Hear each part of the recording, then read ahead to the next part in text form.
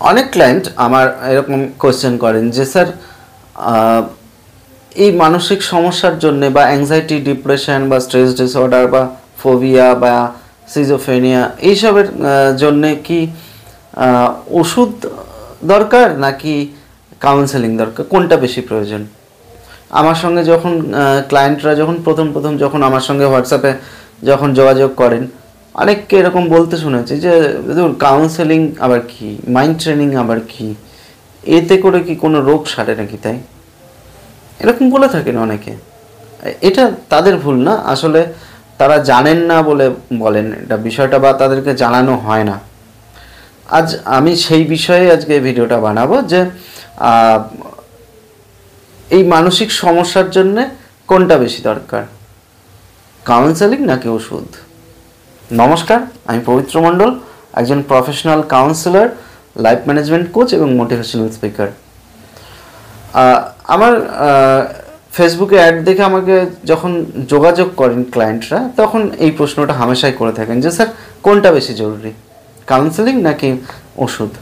এমনকি শুধু তাই নয়, আমার ক্লাস করতে করতে অনেকে এরকম, আমার কাউন্সেলিং নিতে নিতে অনেক এরকম জিজ্ঞেস করেন যে স্যার কোনটা বেশি জরুরি আমাদের জন্য।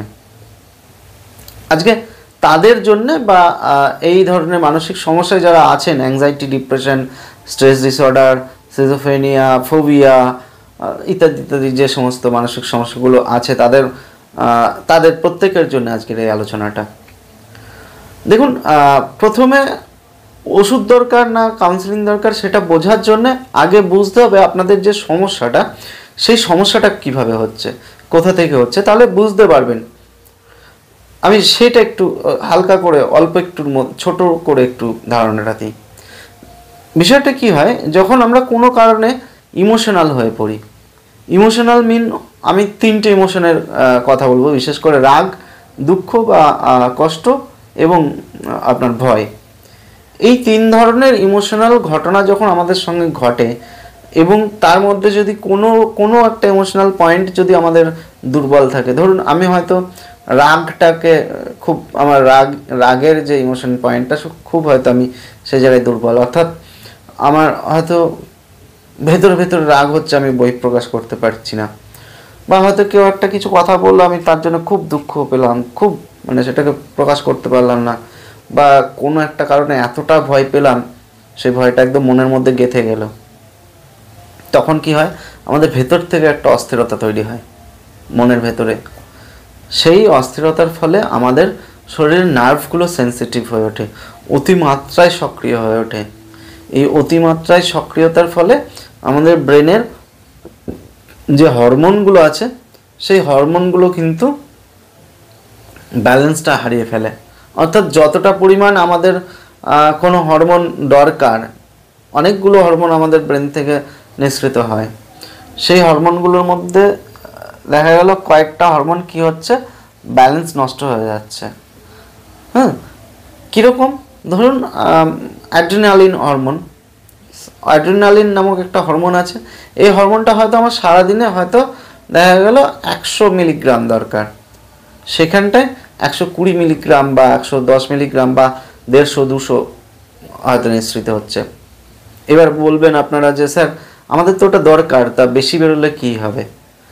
এটার জন্য একটু বিষয় বলি। ধরুন আমার বাড়িতে যে ইলেকট্রিসিটির যে সমস্ত ইলেকট্রিকের যে জিনিসগুলো চলছে, ধরুন একটা মোবাইল চার্জার ধরুন, বা আপনার যে এলইডি টিভিটা ধরুন, সেটা কত ভোল্টে চলে? 220 ভোল্টে। এবার যদি আপনার বাড়ির ইলেকট্রিসিটি পাওয়ার যদি হঠাৎ করে 440 ভোল্ট হয়ে যায়, তখন কি হবে? টিভিটা নষ্ট হয়ে যাবে বা আপনার মোবাইলের চার্জারটা নষ্ট হয়ে যাবে। ঠিক সেরকম আমাদের এই যে হরমোন যেটা দরকার, যতটা পরিমাণ দরকার, তখন তার থেকে যখন বেড়ে যাবে, তখন কিন্তু আমাদের সমস্যা তৈরি হয়। তাহলে সমস্যাটা কোথা থেকে তৈরি হলো না, আমরা তিনটে ইমোশন পয়েন্টের মধ্যে কোনো একটা ইমোশন পয়েন্ট আমাদের দুর্বল ছিল, সেই ইমোশন পয়েন্টের জন্য আমরা এতটা ইমোশনাল হয়ে পড়লাম, আমাদের মনের ভেতরে অস্থিরতা তৈরি হলো, সেই অস্থিরতার ফলে আমাদের নার্ভগুলো উত্তেজিত হলো এবং সেই উত্তেজনার ফলে আমাদের ব্রেন থেকে কিন্তু হরমোনগুলো ব্যালেন্সটা নষ্ট হয়ে গেল। এই হরমোন ব্যালেন্স নষ্ট হয়ে যাওয়ার জন্যে আমাদের বিভিন্ন সমস্যা দেখা দেয়। কি কি দেখা দেয় না, ঘাড়ে কাঁধে ব্যথা, মাথা ভারী হয়ে যাওয়া, মাথা ঝাঁপ ধরে থাকা, মাথা যন্ত্রণা, বুক ধড়ফড় করে, বুকে যন্ত্রণা দেখা দেয়, গলা শুকিয়ে আসে, জিভ শুকিয়ে আসে বা ঠোঁট শুকিয়ে যায়, পিঠে কাঁধে যেখানে সেখানে ব্যথা অনুভব করবেন, অথবা দেখা যাবে আপনার পেট ব্যথা করছে, পেট গোলাচ্ছে বা গা গোলানো বা বমি বমি ভাব এরকম হবে। ঘুম নষ্ট হয়ে যায়, ঘুম আসে না, সবসময় একটা আজে বাজে চিন্তা মাথায় ঘুরঘুর করবে, কারণ ঘুম নষ্ট হলে খুব স্বাভাবিকভাবে, ঘুম যদি নষ্ট হয় তখন আমাদের কিন্তু মাথায় কিন্তু আজে বাজে চিন্তা আসবে।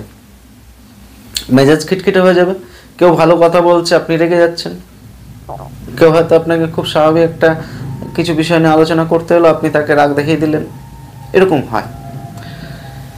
এবার বিষয় হচ্ছে যে এই যে আমাদের মনের অস্থিরতার ফলে যে হরমোনের যে ব্যালেন্সটা নষ্ট হয়ে গেল, সেটাকে কিভাবে ঠিক করা যায়? আপনারা বলবেন যে স্যার এটা তো ওষুধ খেলে ঠিক হয়। একদমই তাই, ওষুধ খেলে অবশ্যই ঠিক হয়।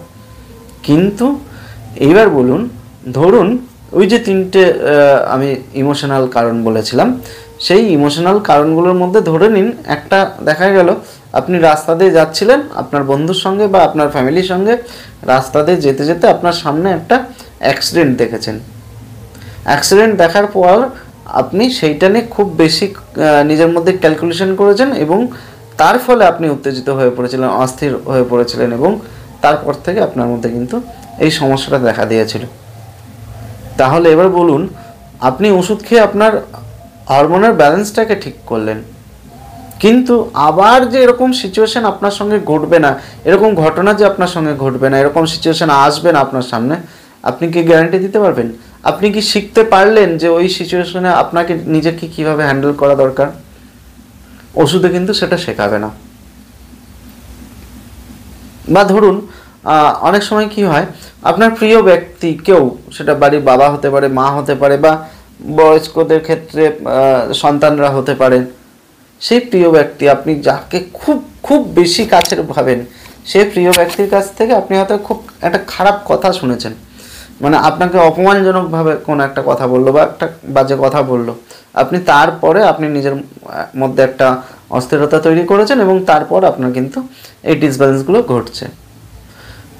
এবার বলুন, আপনি ওষুধ খেয়ে আপনি নিজেকে সুস্থ করে ফেললেন, তারপরে যে আবার নেক্সট আপনার কাছে যে ওই সমস্যা বা আপনার কাছে যে ওই রকম ঘটনা আর ঘটবে না, তার কি গ্যারান্টি আছে?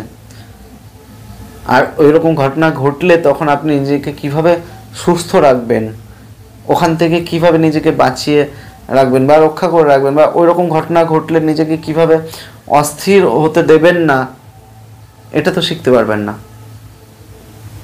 এইটার জন্য দরকার হচ্ছে মাইন্ড ট্রেনিং, এটার জন্য দরকার কাউন্সেলিং। কাউন্সেলিংয়ের মাধ্যমে আমরা কি করি, আমরা আপনাকে যে সিচুয়েশনটায় আপনি আছেন সেই সিচুয়েশন থেকে বের করার চেষ্টা করি, এবং ওই রকম ঘটনা আপনার সঙ্গে ঘটলে ভবিষ্যতে তখন কিভাবে নিজেকে রক্ষা করবেন, কিভাবে নিজেকে স্থির রাখবেন, হ্যাঁ, সেইটা আমরা কাউন্সেলররা কিন্তু আপনাকে শেখাবো। এটাই হচ্ছে মাইন্ড ট্রেনিংয়ের কাজ। আশা করি বুঝতে পারছেন আমি কি বলতে চাইছি। সুতরাং ওষুধও তো যেমন দরকার, তেমন পাশাপাশি কাউন্সেলিং দরকার। তাই প্রত্যেককে বলবো, ওষুধ যেরকম খাচ্ছেন খান, সমস্যা নেই, ওষুধ তো খাবেন ঠিক আছে, কিন্তু ওষুধের পাশাপাশি কাউন্সেলিংটা অবশ্যই করান। কাউন্সেলিং করালে কি হবে, আপনি একবার সুস্থ হয়ে গেলে ভবিষ্যতে আর ওই রকম ঘটনা যদি আপনার সঙ্গে ঘটে, আর কিন্তু আপনি অসুস্থ হবেন না, নিজেকে স্বাভাবিক রাখতে পারবেন সারা জীবন। কাউন্সেলিংয়ের ফলে কিন্তু এই সুবিধাটা পাবেন। কাউন্সেলিং করিয়ে যেরকম নিজে সুস্থ হবেন এবং সেই সুস্থটা সারা জীবন যাতে ধরে রাখতে পারেন, সেই জন্য কাউন্সেলিং দরকার। ওষুধ তো অবশ্যই দরকার, ওষুধ খাবেন, অবশ্যই খাবেন। ওষুধ খেলে সেই আপনি যে সমস্যার মধ্যে এখন আছেন সেই সমস্যা থেকে খুব তাড়াতাড়ি বেরিয়ে আসতে পারবেন, এটা খুব সত্যি কথা। কিন্তু তার সঙ্গে সঙ্গে যদি কাউন্সেলিং করান, তাহলে সুস্থ হওয়ার হারটা আরও বেশি, মানে খুব তাড়াতাড়ি সুস্থ হয়ে উঠবেন। হয়তো শুধু ওষুধ খেয়ে আপনি 10 দিনে ভালো হতেন, সেটা হয়তো আপনি 5 দিনে ভালো হবেন, 5 দিনের মধ্যে ভালো হয়ে যাবেন। এবং কাউন্সেলিং করালে এক্সট্রা যেটা পাওয়া যায় সেটা হচ্ছে ভবিষ্যতে যদি আপনার সঙ্গে ওরকম ইমোশনাল কোনো ঘটনা ঘটে, তখন কিন্তু আর আপনি এই রকম খারাপ পরিস্থিতির মধ্যে আর পড়বেন না, এটুকুনি গ্যারান্টি আমি দিতে পারি। সেটা যে কোনো কাউন্সিলরের কাছে কাউন্সেলিং নিতে পারেন। আশা করি আমি আপনাদেরকে বোঝাতে পেরেছি। আপনাদের যেটা প্রশ্ন আপনারা অনেকেই করে থাকেন, তার উত্তর আশা করি দিতে পেরেছি বা দেওয়ার চেষ্টা করলাম। আপনারা বুঝুন, বারবার এটা আমি রিকোয়েস্ট করব যে বুঝুন আগে, যে ওষুধ এবং কাউন্সেলিং দুটোই দরকার আপনাদের জন্য। শুধু ওষুধ খেয়ে ভালো হয়ে যাবেন, কিন্তু সারা জীবনের জন্য ভালো থাকার গ্যারান্টিটা দেওয়া যাবে না। কিন্তু ওষুধের সঙ্গে সঙ্গে যদি কাউন্সেলিং করান, তাহলে অবশ্যই আমি বলবো যে সারা জীবন কিন্তু সুস্থ থাকতে পারবেন, সারা জীবন ভালো থাকবেন। অনেক অনেক ধন্যবাদ আপনাদেরকে। যারা আপনারা আমার এই চ্যানেলে নতুন, তাদেরকে রিকোয়েস্ট করব আপনারা চ্যানেলটা সাবস্ক্রাইব করে নিন। আর যারা পুরনো আমার বন্ধু রয়েছেন, তাদেরকে অনুরোধ করব যে ভিডিওটা ভালো লাগলে অবশ্যই একটা লাইক দেবেন, কমেন্ট করে আপনাদের মন্তব্য জানাবেন, এবং আপনারা আমার এই ভিডিওটা অনেক অনেক বেশি শেয়ার করে আমাকে একটু সাপোর্ট করবেন। ধন্যবাদ, ভালো থাকবেন সকলে।